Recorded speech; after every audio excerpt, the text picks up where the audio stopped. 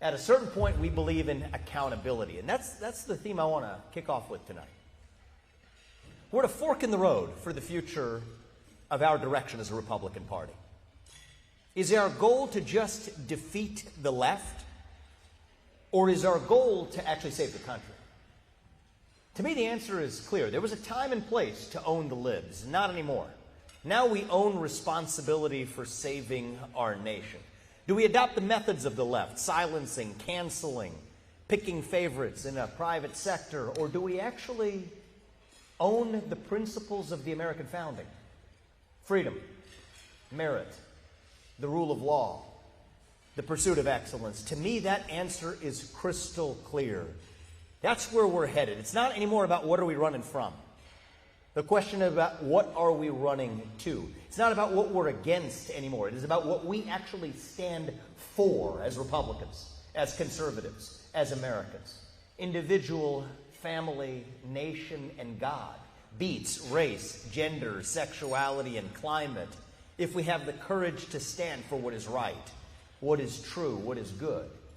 It's the Reagan Day dinner. That's the legacy that we honor tonight.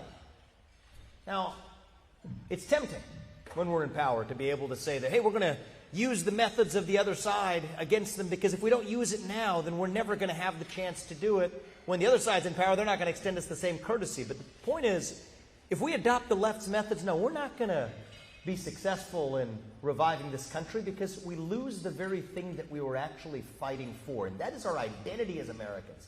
And in honor of Ronald Reagan tonight, and we have the Lincoln Day dinner in the spring. We'll talk about our friend Abraham Lincoln next spring. But tonight we honor Ronald Reagan. One of the things Ronald Reagan said, which was extraordinary, is you could pack your bags and you could live the rest of your life in Italy, but you would never be an Italian. You could move to Germany and you would never be a German. You could live the rest of your life in China or Japan and you would never be Chinese or Japanese. But you can come from any one of those countries to the United States of America, and you can still be an American, so long as you pledge allegiance to the ideals enshrined in that flag. So long as you work hard, you play by the rules, you get to have a good life in this country and dream for an even better life for your kids. That's why we call it the American dream. There's no such thing as the Canadian dream. There's no such thing as the British dream. There's no such thing as the Chinese dream.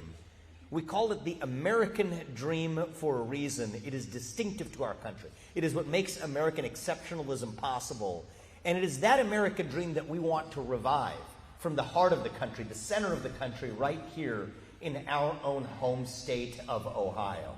All right, I'm not running to be your governor to lead Ohio to just be one of the better states in the Midwest, because frankly, we are already one of the best states in the Midwest.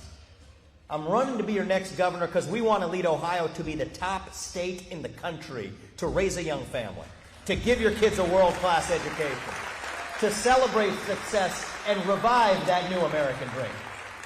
We want to be the state where patriots across this country flock to and flock back to instead of leaving for opportunity elsewhere. We want to be the state where we celebrate success over victimhood, celebrate that national identity that set this country into motion 250 years ago. Now, there are friends of even mine in places like New York or California or even Texas or Florida who'll say, we like you and everything, but don't get carried away. How could Ohio be that state in the United States of America?